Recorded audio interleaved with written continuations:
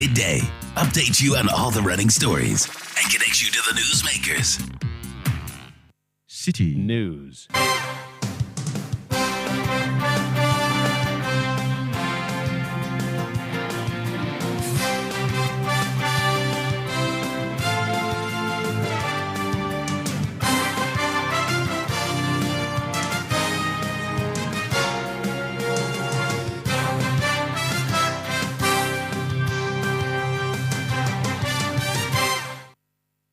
It's midday. Hello, good afternoon, and welcome to the Citi Prime News live from our studio at number 11, Dr. Morton Loop in Adabraka, Accra. My name is Inu Safo. And I am Caleb Kuda.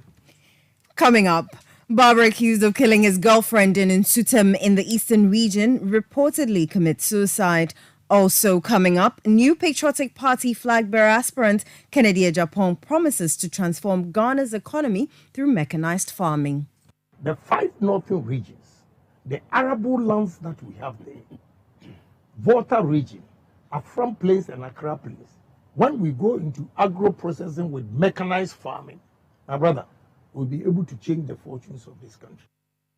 Still ahead in the bulletin, after weeks of protest by tricycle riders in the Ashanti region in Kumasi, the Kumasi Metropolitan Assembly's directive aimed at restricting their movement within the Central Business District begins to yield results. We'll tell you why. And then write and express the various grievances, submit it to the Assembly, and then maybe a decision could be made that we will all be happy and live in our city. And later, tax experts urge government to review the 10% tax rate imposed on lottery winnings. Meanwhile, the youth wing of the National Democratic Congress say they will protest the taxes on betting. First, youth in Bebre, the bonny chrono, no manual Bebre, but betting a bad system. All that and more on the Citi Prime News, which is live on our partner stations in the Western region. We're live on Beach 105.5 FM in Takoradi. In the Bno region, Greener 95.9 FM in Sunyai. In the Ashanti region, Focus 94.3 FM in Kumasi. Orange 107.9 FM also in Kumasi. In the Volta region, we're live on Revival 99.3 FM in Tajewu. In the Northern region, Radio Bimbila 91.9 FM. In the Upper East, we're live on Tanga 93.7 FM in Bolga. In the Upper West region, we're on Tunsong 97.3 FM in Wa and Drapa 96.1 FM. The news is also live across the globe on citynewsroom.com, Citi 97.3 FM on Facebook, and CityTube on YouTube. Citi Prime News at 12 midday updates you on all the running stories and connects you to the newsmakers. Many thanks for choosing us this hour. Let's settle for the details of our stories. The barber accused of killing his girlfriend in Nsutem, Fantiakwa South District of the Eastern Region has reportedly taken his own life months after being declared wanted. Akwameni Kwabena, also known as Emeka, allegedly murdered his 18-year-old second-year high school girlfriend on June 2 when she visited him at his residence. Following the incident, the suspect went into hiding until his body was discovered by a farmer recently. Speaking to City News, Assembly member for Nsutem electoral area, Alexander Boache says police in the area have begun investigations into the incident. About 2 months ago,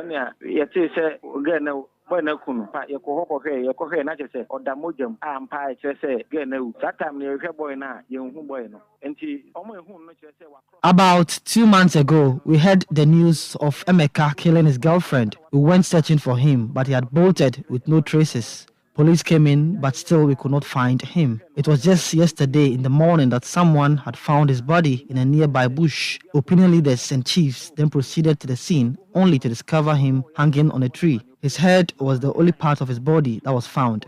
We then called the police to the scene. They are currently investigating the matter.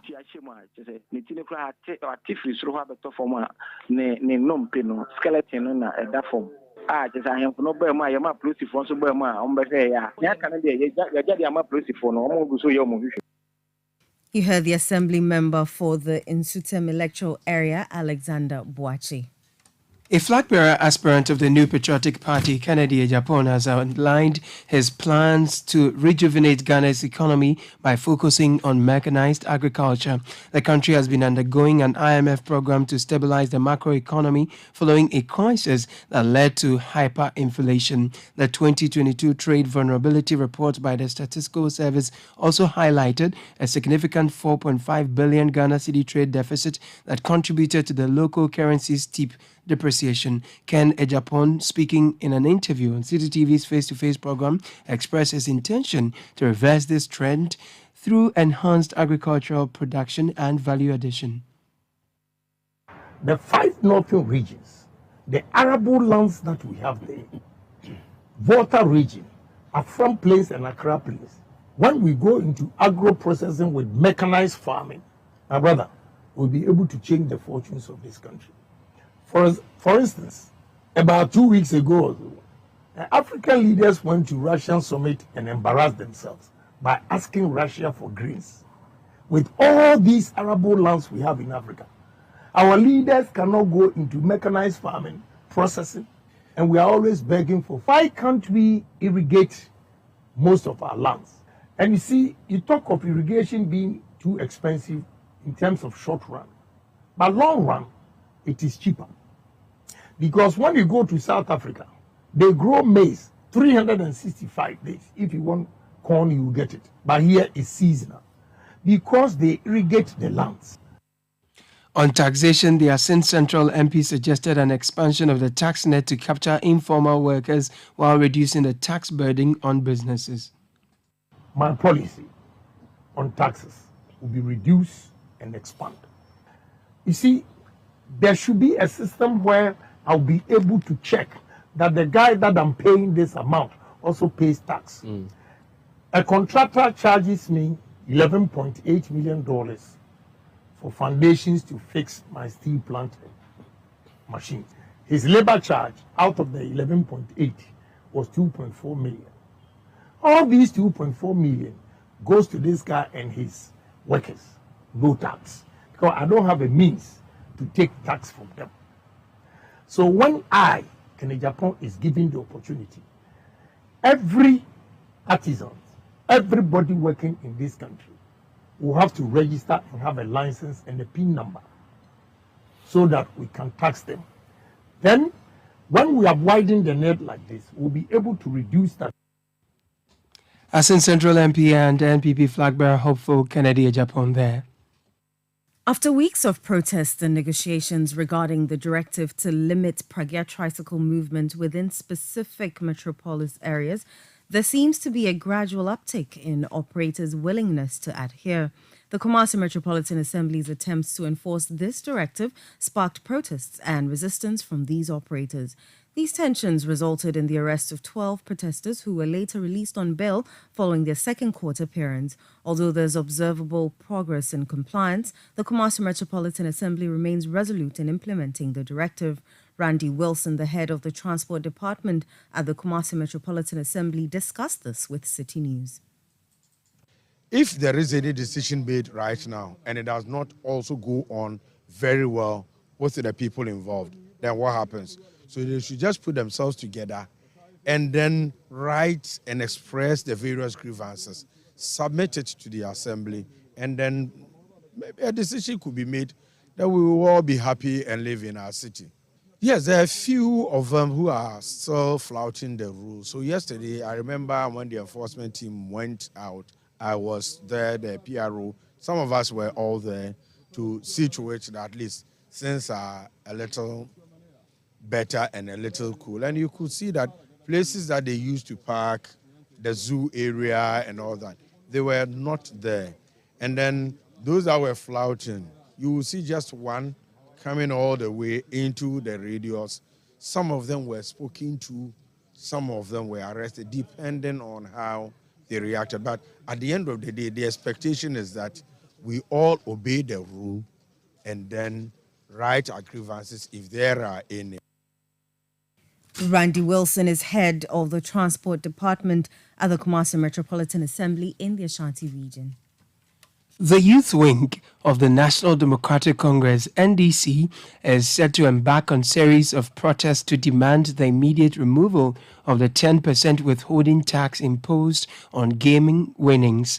The Ghana Revenue Authority, GRA, yesterday commenced the implementation of a 10% withholding tax on all gross game winnings, but the NDC describes the tax as a means to worsen the plights of the Ghanaian youth, citing the non-availability of jobs. They are, however, threatening to picket at the Ministry of Finance and Parliament should government fail to abolish the tax. Osman Ayariga is Deputy Youth Organizer of the NDC. We find ourselves in serious economic difficulty. Most of the youth are unemployed, and just recently from the World Bank report, over 850,000 people have been pushed into the poverty line. So due to the fact that the unavailability of jobs has pushed the youth to go into betting, this government still wants to tax the earnings on the winnings of their bets. We are stating emphatically and strongly that we are against the 10% tax on the earnings of the bet wins. That is the position of the National Democratic Congress, and that is the position of the Youth Wing, because we associate and understand the hardship that the youth are going through. An additional tax will only exacerbate the current hardship that the youth are going through. There are going to be series of actions, not just picking. We are beginning with the first phase, which is the advocacy. Beyond the advocacy, there will be mobilization. We will picket, we will demonstrate, we will move onto the streets to register our displeasure, especially with the hardship in this country. Osman Ayariga is Deputy Youth Organizer of the National Democratic Congress, NDC. Still on the bet tax, some tax experts have urged the government through the Finance Minister, Ken Noforiata, to review the rate imposed on bet and lottery winnings as tax. There's more in the following report by City News' Daniel Sakite and read to you by Kweku Eduama Ansa. Ghana's gaming industry has grown in leaps and bounds over the past few years as various sports centers and lottery kiosks spring up in neighborhoods. The industry has been giving a further boost with the advent of technology, which makes it easy for patrons to access gaming platforms to stake their bet at their convenience. Government, in a bid to rake in more revenue as the country's economy suffers a downturn, passed 3 new taxes, including the Income Tax Amendment Bill 2022, which imposes a 10% tax on bet and lottery winnings. The tax, which takes effect on August 15, at a time when major leagues across the world have started their new season, has been met with stiff opposition from majority of its patrons, who say the tax will affect their livelihood. First, you to be the bonny chrono, no manual be, but betting a bad system.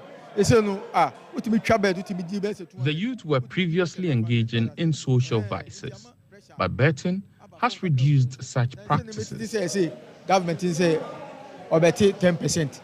10% for what? Bet yes, say cry bet no ankasa enye easy so ubedi. Ube sole ho machi.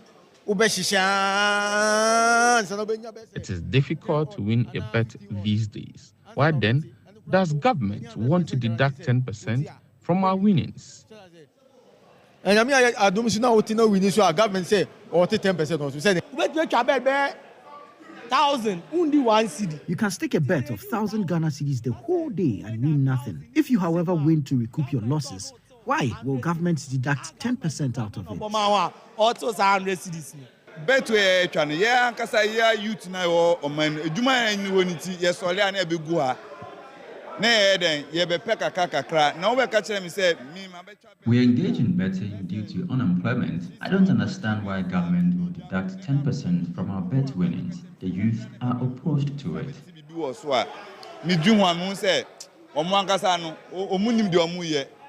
But not all bettors are opposed to the new tax. Yawin T says the new tax will allow him and many other bettors contribute their quota towards national development. Many are buying to the sense 100% to the sense so to a man that's also to a tax because Ghana has no Obia Felice. I agree with the government to impose tax on bet winnings. betting so no boys ni twa girls ni twa ya minimum game bia last week odi about 300 million saban so waje bia be say I know a lady who won last week. I see nothing wrong if the government deducts a percentage because it will aid national development. 5,000 woman and 2,000 woman abandon money here because a person money. Meanwhile, a lotto operator who has been speaking to City News on condition of anonymity fears the new tax will collapse his business. The deductions on lottery winners will really be a problem. We lotto operators will be affected. Our businesses will collapse if our customers decide not to stake lotto due to the deductions that will be made. Tax analyst Francis Timor Boy has, however, dismissed fears that the tax will have a negative impact on betting and lottery industry, with concerns that the government may not be able to achieve its revenue target of 1.2 billion cedis as a result of the tax. Francis Timor Boy believes the government must do more to strengthen loopholes in the implementation of the tax regime. He has also called on government to review the rate imposed in the 2024 budget statement while also granting exemptions. If there were some threshold to cater for the poor, 2016 we had 2,592 cedis. If you win that amount, we don't tax you. Maybe we could have brought it back and say, okay, if you win maybe 1,000 or 2,000, you don't pay tax on it. Let's also remember that when you lose, you don't pay tax. Government doesn't mind you. You are just on your own. I wish that there should have been that review, and hopefully, if the minister can consider possibly reviewing it in the media in the 2024 budget that will be presented in November. Let's take a second look at it. That report was filed by City News' Daniel Sakite and read by Kweku Ediama Ansa. A group calling itself Concerned Ex-Employees of GN Savings and Loans Limited is urging the government to reinstate the bank's operational license to aid in the creation of sustainable employment opportunities.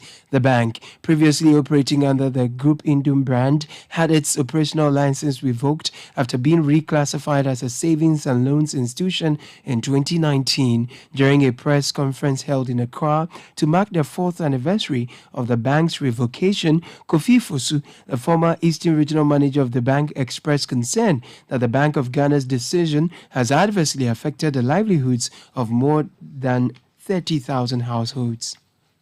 We therefore passionately appeal to the President of the Republic to intervene by using his executive powers, urge the Governor of Bank of Ghana to restore the operating license of GNC. Such an action would be a worthy restitution of the lost opportunities to the employees, customers, shareholders, and the business community. Restoration of GN license will also help restore the lost confidence in indigenous Ghanaian entrepreneurs and galvanize the private sector as an engine of economic growth. We also call on the receiver to take appropriate measures to protect the remaining assets of the bank from further destruction. We believe that the salvaged assets will be put back to work to create economic impact. Shareholders, employees, and customers are willing to work together to revive the bank to its past glory the moment the license is restored. And that's why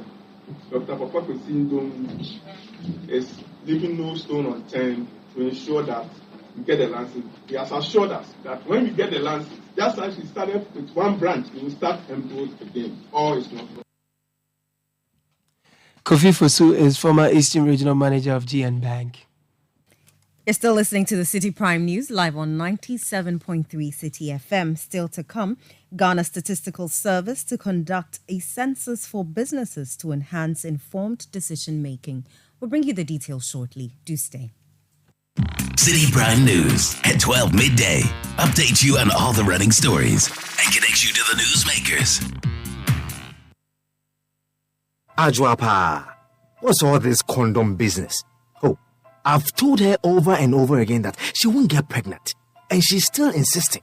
Oh, isn't she the same person who said we would not have sex till we go out for at least 2 years? For all this time? Oh, and she still can't trust me enough? Ama, When I try to do something small, no, condom this, condom that. So handsome man like me, she probably thinks I have HIV. Using a condom will protect you and your partner. Condoms are effective for protection against a wide spectrum of STIs and HIV infection. Don't take risks. Use a condom every time. Always come prepared. This advert is brought to you by the Ghana AIDS Commission. Get ready to witness a remarkable fair to showcase the rich diversity, talent, innovation, and mastery of made in Ghana products and services with the This is Ghana Exhibition 2023. Citi TV and Citi FM will allow you to immerse yourself in a vibrant showcase of authentic Ghanaian products and services in the biggest trade fair and exhibition for local SMEs, startups, research and manufacturing industries, homegrown businesses, and indigenous corporate bodies Ghana has ever seen. We shall promote, support, and patronize various Ghanaian products, solutions, and services that are redefining the views on indigenous products and their packaging across all sectors. Join us at the Accra Metropolitan Assembly on the 26th and the 27th of August 2023 at 10 a.m. through till 5 p.m. each day. Call us now on 0205 973 973 for inquiries on how to participate. The This is Ghana exhibition is powered by Citi TV and Citi FM and proudly sponsored by MTN Momo, Nalo Solutions, Pan-African Savings and Loans, and SMV Ghana. Citi Prime News at 12 midday. Update you on all the running stories and connect you to the newsmakers. You're welcome back. To enhance informed decision-making for the prosperity of businesses, the Ghana Statistical Service has revealed plans to undertake an extensive census covering both informal and formal businesses across the nation. The census will be conducted in 2 stages, with the first phase scheduled for mid-October this year and the second phase in 2024. This initiative, which also encompasses not-for-profit businesses, represents an advancement from economic censuses conducted since 1962. Addressing stakeholders at the Ghana 2023 Integrated Business Establishments Survey Stakeholders Consultative Meeting, Professor Samuel Kobnenim, the government statistician, further clarified the key areas of focus for the upcoming census. One of the goals that we're going to achieve with the census is what we are calling helping businesses escape the informality trap. So as a service, we've identified that from different perspectives, we have looked at businesses as informal or persons working in businesses as informal. So different development partners, different policy instruments, and different policy trajectories that seeks to solve the informality problem that we have. The advantage that we have, or the uniqueness of the census that we're going to do, one of the pivots is to help escape the informality trap. The second unique advantage of the 2023 Ghana Integrated Business Establishment Survey, which will be realized in the second phase, is how we can ensure that the challenges that we had to endure during the pandemic, we make an attempt to provide data to overcome those challenges. Professor Neem stressed the importance of the data collection is to inform policy making, as such urged cooperation of all business owners. On a month-on-month basis, a producer price inflation of 0.8% has been recorded for the month of July 2023, relative to 0.6% that was recorded for the month of June 2023, indicating a 0.2 percentage point between producer price inflation for June 2023 and July 2023. At the subsector level, we did realize that industry recorded a producer inflation of 35.7%, construction 18.5%, and services 17.0%.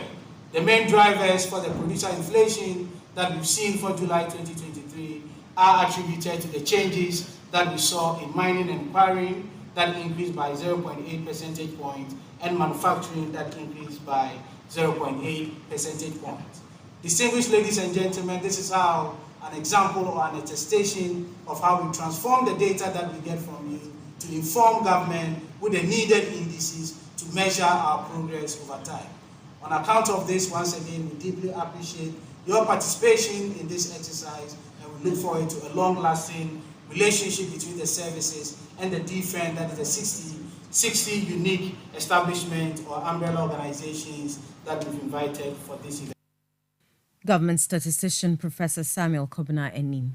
Let's stay with the Ghana Statistical Service because its 2022 Trade Vulnerability Report reveals that 4 countries, namely Switzerland, China, Canada, and South Africa, collectively constitute more than half of all exports. Similarly, 6 countries are responsible for nearly half of all imports. The report underscores that over 2/3 of all exports are attributed to just 2 products, gold bullion and crude petroleum oil. Conversely, imports encompass around 126 commodities, which collectively make up 2/3 of all imports. Government statistician Professor Samuel Kobina Enim presented the findings of the report. We have clearly identified 4 commodities, specifically gold, crude, cocoa beans, and cocoa paste, that constitute more than 3/4 of all of our exports. On the flip side, we have identified 219 different commodities that make up the same threshold, that is 75% of all our imports. From a country perspective, we see 4 countries that make up over 50% of our exports. With the same threshold, we see 6 countries that makes up over 50% of our imports. The exchange rate argument, which shows that it is only in Africa and North America that we have a value of exports exceeding its imports. On the basis of that, we have a strong conviction that Ghana's international trade vulnerability is constrained or has the constraining power as we fight to strengthen the local currency. Professor Samuel Kobina Enim is government statistician. This is still the Citi Prime News live on 97.3 Citi FM. Stories we've brought you so far. Barber accused of killing his girlfriend in Insutem in the eastern region reportedly commits suicide. We've also brought you the new patriotic flag bearer aspirant, Kennedy Japan. He is promising to transform Ghana's economy through mechanized farming. We also brought you a story where after weeks of protest by tricycle riders in the Ashanti region in Kumasi, the KMA's directive aimed at restricting their movement within the CBD begins to yield results. And also tax experts, they've urged government to review the 10% tax rate imposed on lottery winnings. And the youth wing of the NDC say they will protest that tax. Let's bring you some more stories now. Members of the New Patriotic Party have escalated their political campaign efforts as the party gears up for parliamentary primaries in constituencies without incumbents, often referred to as orphan constituencies. Aspiring candidates have been submitting their nominations and actively reaching out to delegates to convey their credentials and reasons for being the optimal choice to represent the NPP in these constituencies. The campaign is in full swing as the party aims to select strong contenders to contest in the upcoming parliamentary elections. Citi News' Ashanti regional correspondent Hafiz Tijani reports. The target for parliamentary aspirants in MPP's orphan constituencies like Aswase and Edrese-Chidumase is how the party can win their respective seats in the 2024 general elections. The MPP in the 2012 elections won the Edrese-Chidumase, although the party lost the seat to the NDC, which currently has the sitting member of parliament. Supporters of the only female candidate among the 3 aspirants in the constituency, Gifty Ndoma, believe she's the right person to represent the MPP. The aspirant is confident of winning and pledges to unite the MPP members to snatch the seat from the NDC. What has motivated me is that MPP is in my blood and I have a dream. And the dream is that I want to unseat the MP who is in the candidature of NDC, who represents the NDC in this constituency. Because we have had the number of times that the men have represented this constituency as MPs, and we know what they have done. I think that it is about time we get a woman to represent Edrese-Chidumase. Mohammed Amin Yakubu One of the aspirants, popularly known as Al-Amin, says he's the only person who can beat the NDC candidate. Seeing that this is an opportune time for MPP to rescue the seat from NDC, and with the ground checks and the research conducted, if a candidate like me, no one can rescue the seat from NDC. Based on the dynamics of the constituency, each and everyone knows that if not Mohammed Amin, no one apart from Mohammed Amin Yakub, the other two candidates cannot rescue the seat from us. His supporters are also confident he remains the best choice. So what we need to do right now as MPP is to choose a candidate that will appreciate our votes in the Zongo communities. When we choose a candidate that appreciates our votes in the Zongo community, it means there's possibility we win the seat. But if we choose a candidate that everyone cannot identify with, it will be hard for them to vote for us. And considering what the NDC has presented so far, Honorable Bawa Prima, Honorable Bawa is the NDC's candidate. So we need to present a better alternative to the people to choose. That is why Al-Amin stands tall among the three aspirants. Al-Amin is unique among the aspirants. Al-Amin is a village boy, let me call it. Let me mention it as such. And he has support from the villages. That is one. Al-Amin is a Zongo boy, and he has a massive support from the Zongo community. Al-Amin is an MPP boy, and he has a massive support from the Akan clan. So when we choose Al-Amin, it means we are done. In the Aswasi constituency, all three aspirants, including an uncle and his nephew, have filed their nominations and have intensified campaigns. Yusuf Osman says he will unite all to make it possible for the MPP in 2024. You know, there's one thing. I'm a neutral person. Okay. I don't have any problem in Asawasi. Okay. That's why I'm saying I can unite both the team A, the team B, the team C together to go and achieve, inshallah, the 2024 election. Message is for Multaka, Honorable Honorable Mubarak. Okay. We are coming. The aspirants will soon go for vetting as the next step ahead of the primaries. That report was filed by City News' Ashanti regional correspondent Hafiz Tijani.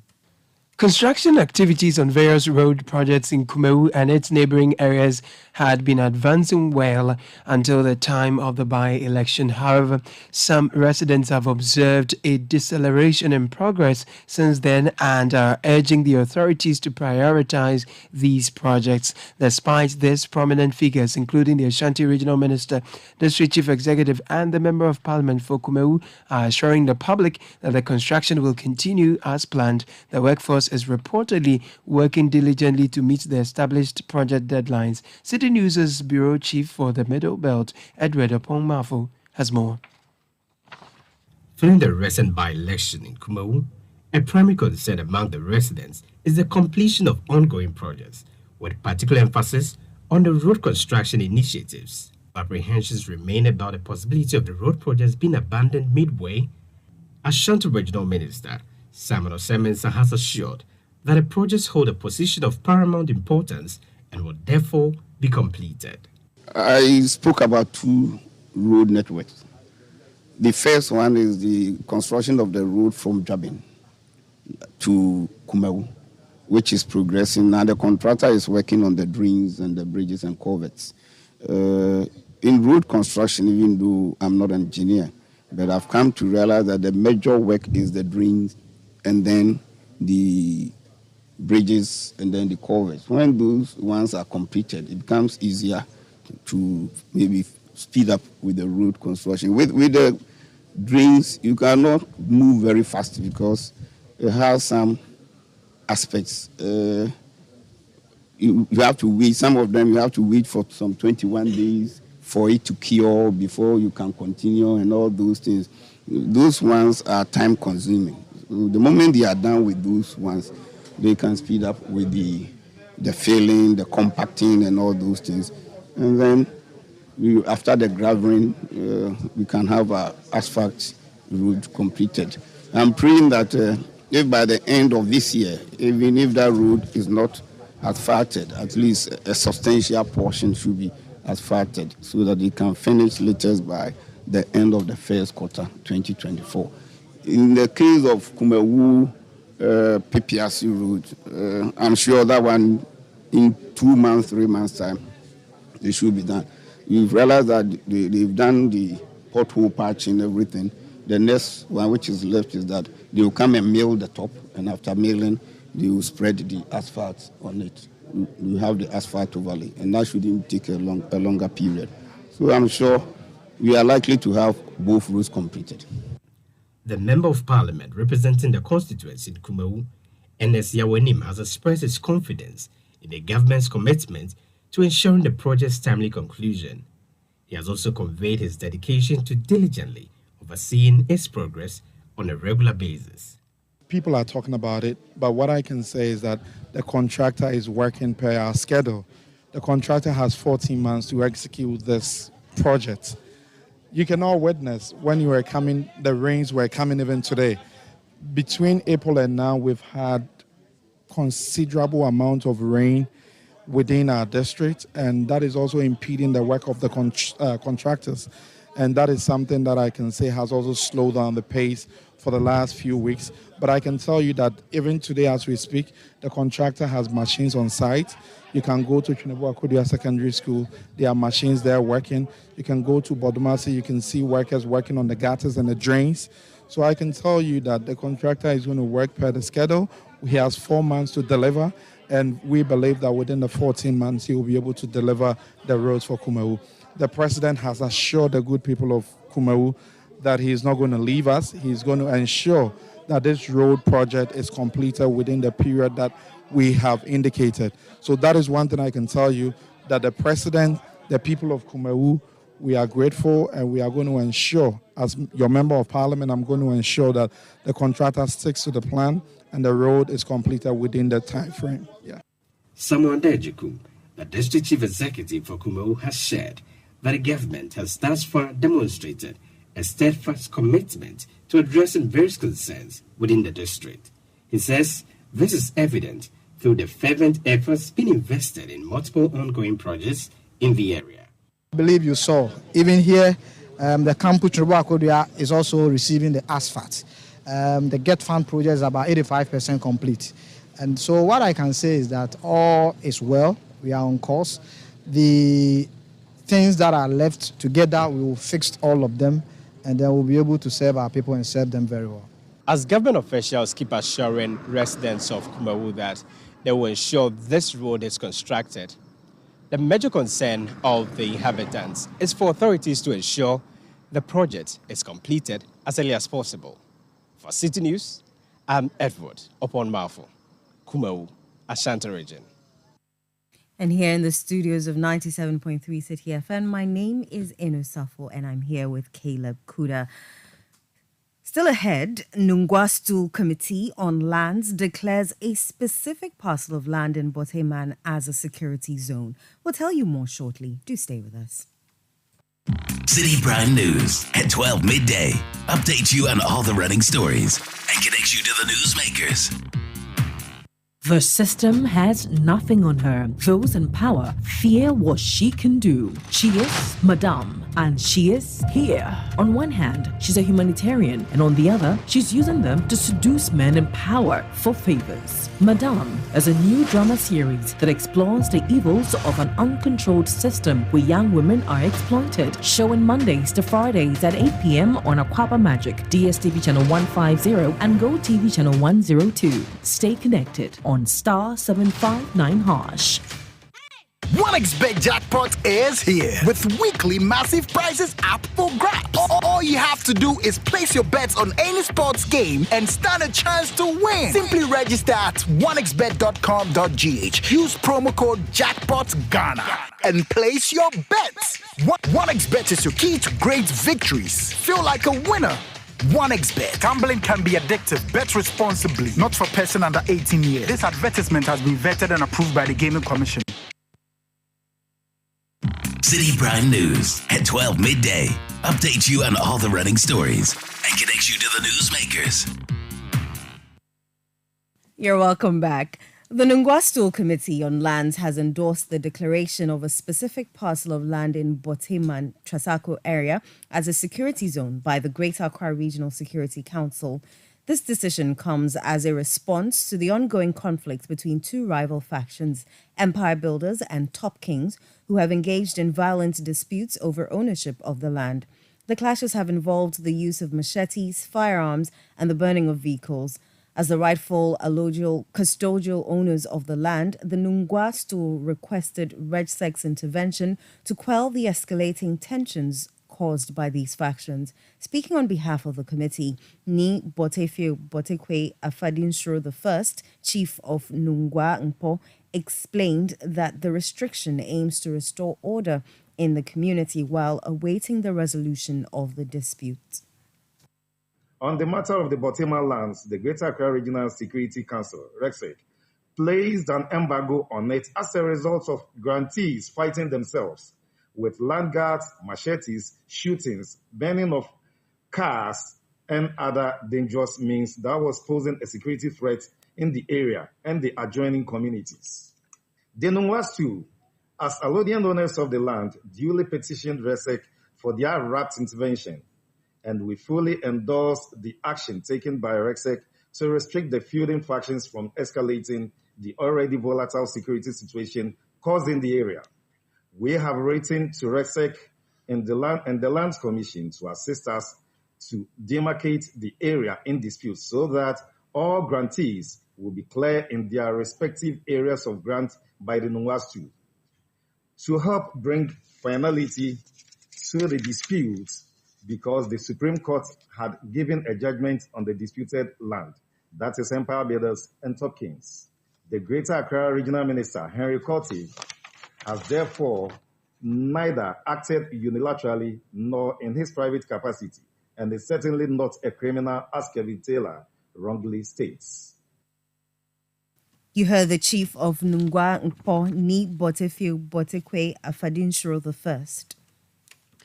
On the bustling major intersections of Accra, the sight of children soliciting for arms has become increasingly common, drawing the attention of the Ministry of Gender, Children and Social Protection. However, the public's opinion on this matter remains divided. Citi News decided to explore the issue further on the streets, and our reporter Daniel Odro-Mensah brings us the details, read to you by Charles Ozukumi. These children can often be spotted peeping through the windows of cars, trying to get the attention of occupants. Some approach vehicles directly, while others seem to be aiming for a more aggressive approach. This alarming situation has led to their classification as child beggars. It has been discovered that the parents of most of these children come from neighboring countries such as Niger, Mali and Burkina Faso, having migrated to Ghana in search of better opportunities. The Minister for the Sector, Laraba Zuwera Abudu, revealed this information during a recent press briefing. We have done a lot on child trafficking. We have done some sweeps. We have gone out there with media to send them out, and they come from our neighboring country. We have engaged the embassies, some of the countries that we think they are coming from, Burkina Faso, Nigeria. We have engaged them, and even we repatriated some of them back, about 400 and something. And then they will go and find their way back. And then I always say, why should we give a child of school-going age money? It's business as usual. We also, as a country, should look at it. You know, if a child is 6 years and he's begging, why do you give the child money? If you don't give today, I don't give tomorrow. Somebody doesn't give 1 week, they don't get, they will go back to school. So it's the culture, our culture of the way we give to these minors. That's why they're on the street. So we should look at it as a country, that you don't give a minor money. On what basis? So it's part of something that if we're able to collectively do in this country, it will solve the problem. You don't give, I don't give. 1 week, he doesn't get money, he goes back to school. A section of the public spoke to Citi News. When the traffic light gets into the green light and you are moving, you see them now running from the street to the other side. And it is not nice to see a very young children like this being on the street. We really feel bad for them, but it could be as a result of the society or where they have found themselves. That is what has brought them to this case. And as a result of that, you cannot also sack them. You cannot be harsh on them. he just find means and ways to, drive away from them. This mother shares her reasons for begging on the streets, highlighting the need for support to acquire skills and start a business. She expresses unhappiness at seeing her children risking their safety while begging in traffic. My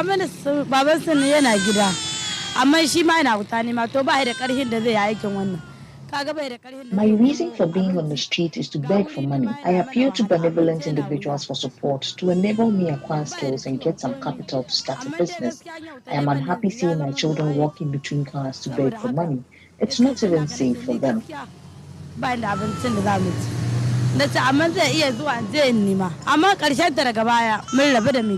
Executive Director for Child Rights International emphasizes the importance of a multidimensional approach to tackle child begging effectively.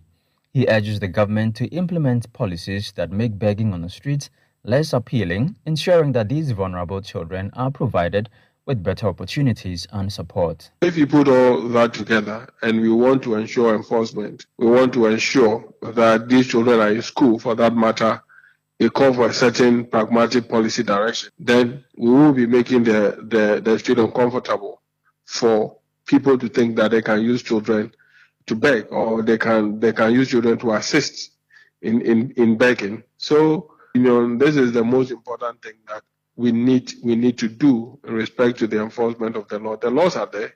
We have structured them in a manner that at a certain point you can even criminalize it.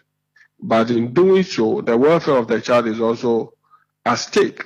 That is why in the law, it calls for the district assemblies to take steps to ensure that we deal with these issues once and for all. So it's also an enforcement issue to make sure that people abide by certain rules and regulations. If we only want to call on people not to give support or not to give them money, the level of people's appreciation or emotions are different, and the experiences that people have gone through before, it will be very difficult for them to say that they won't do that.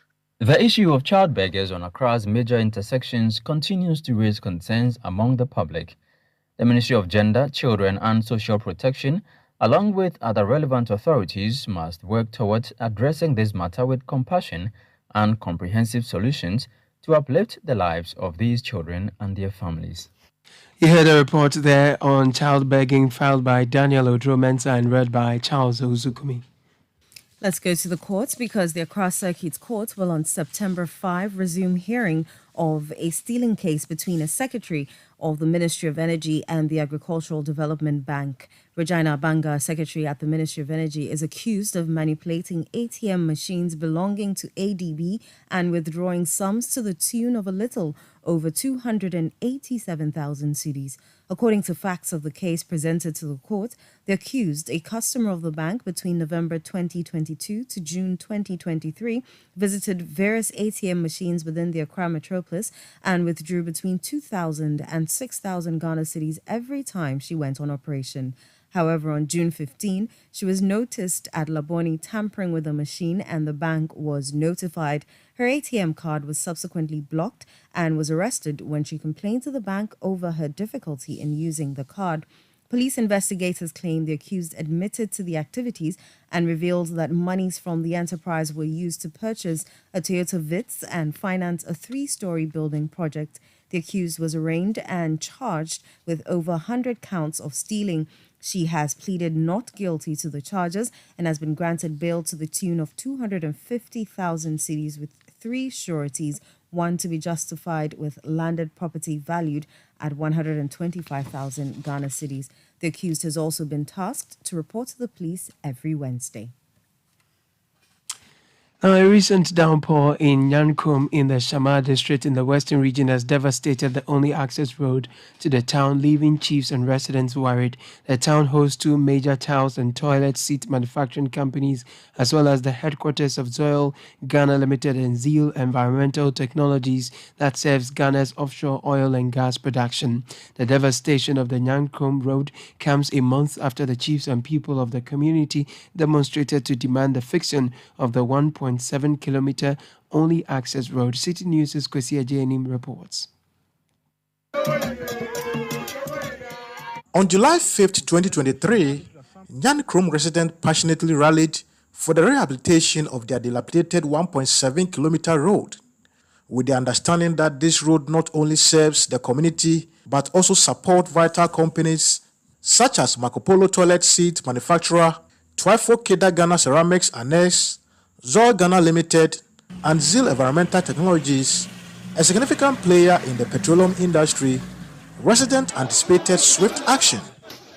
However, a full month after the demonstration, the Nyan Krom Road has deteriorated further due to the onset of the heavy rains. This is the current state of the Shama Nyan Krom Road whenever it rains. And the call from the people over here is that they urgently need government support in fixing this very road. The state of Nyan Krom Road is very bad, and we need help from the authorities to come to our aid, to come and help us. Because look at the road. It spoils our cars, and it's very bad. So please, authorities, do something for us. Our road is very bad, and especially when it is raining, we find it difficult to, especially we having a car, we find it difficult to come. And also those who doesn't take car, they find it difficult to even to walk in this place. So our road is very, very, very bad. So we are saying that the government should do something about it. Yeah, if the government can do something about it, we'll be happy. In addition to the hardships faced by motorists on the appalling Nyan Krom Road, I encountered these students and a teacher who shared their distressing experiences of navigating the muddy paths to school.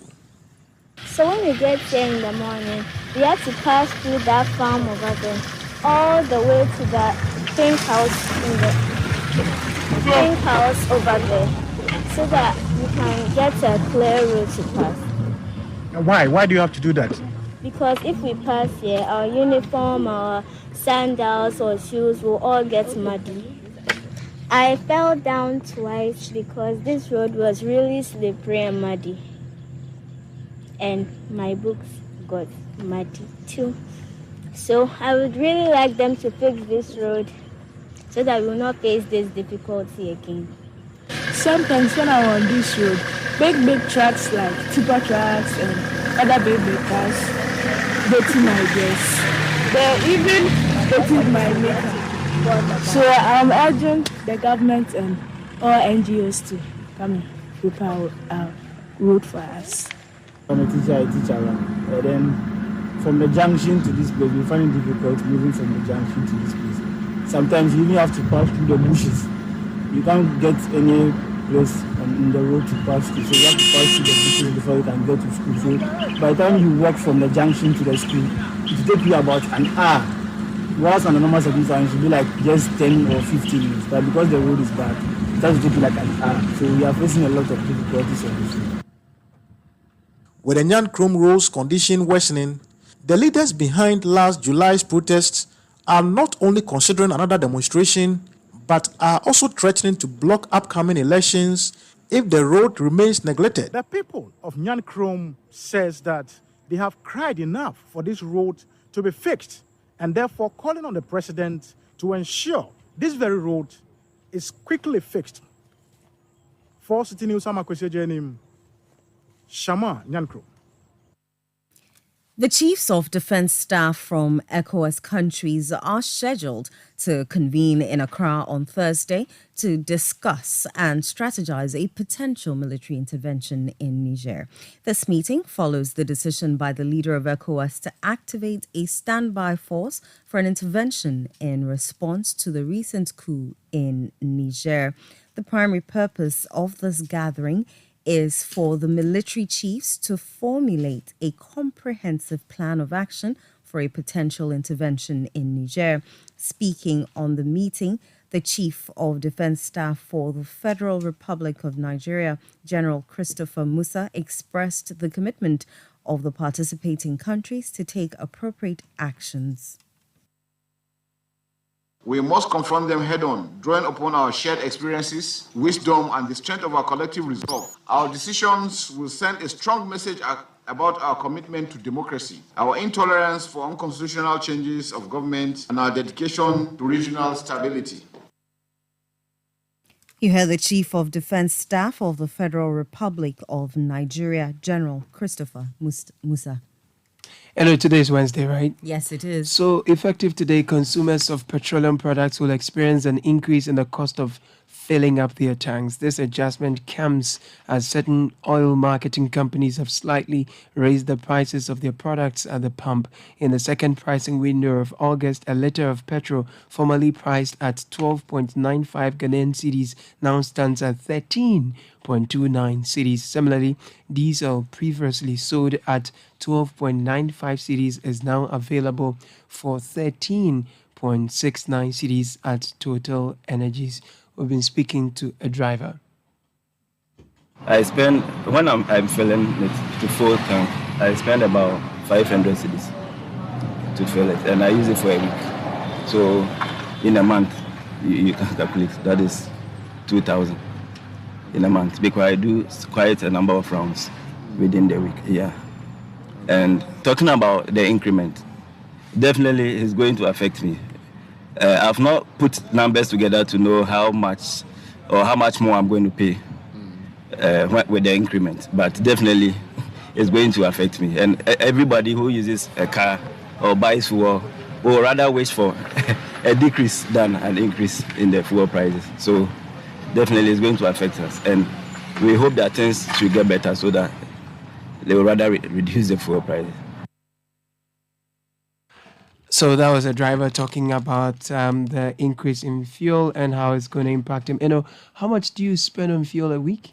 I spend about 300 Ghana cedis a week on fuel. Wow. And that's because, thankfully, Citi TV is quite close. Right. I spend... You spend how much? 400 cedis. 400 cedis? A week. Wow. How will that affect? It's going to go up, so... It means I get to spend more on fuel. Which means... Are we trying to tell our bosses something? And the government to something. And the government something. Yeah, because, wow. So from 12.95 Ghanaian cedis, you're going to be buying fuel at 13.29. And then if you're buying diesel, which was 12.95, you're now going to buy that at 13.69. And I'm sure it will affect the size of Kinke too, because it will tell you transportation is increasing. Exactly. I'm not sure if transportation is going to increase right away. We hope not, but this is not good for me. For all of us. Well, let's do some more stories. Now, the ranking member on the Foreign Affairs Committee of Parliament, Samuel Okudzeto-Ablakwa, has called on the Ministry of Foreign Affairs and Regional Integration to address passport backlogs as a strategy to combat the illegal acquisition of passports. This suggestion comes after the Minister of Foreign Affairs made an unannounced visit to the passport office in Accra and expressed concern over the activities of individuals commonly known as Goro Boys who engage in fraudulent passport acquisition. Mr. Ablakwa acknowledged the minister's actions as commendable, but accentuated the need for broader systemic improvements to tackle the ongoing issue effectively. For some time, we even thought that the phenomenon of Goro Boys was behind us. It is really regrettable that they have found their way back. So it's a clear matter. Let's make sure that the backlog is dealt with. Then we take out the human interface, the human discretion, bring in the full automation, because we have invested in that. Ghana now has the capacity to do full automation. We approved a lot of funding in Parliament for this full automation. So the system is, we don't have to import any gadget or buy any software. It's fully paid for, fully installed. The industrial printers, my understanding is that they have arrived. So they should get to work and quickly clear the backlog and just take out the human busybodies, allow the automated system to work, and we will be fine. Samuel Okudzeto-Ablakwa is the ranking member on the Foreign Affairs Committee of Parliament and MP for North Tongue. Well, that's it for the Citi Prime News on 97.3 Citi FM. My name is Inu Safo. And I am Caleb Kuda. For more news, do log on to our website, citynewsroom.com. Up next is the afternoon's edition of the City Business News. Many thanks for tuning in. Do enjoy your day. City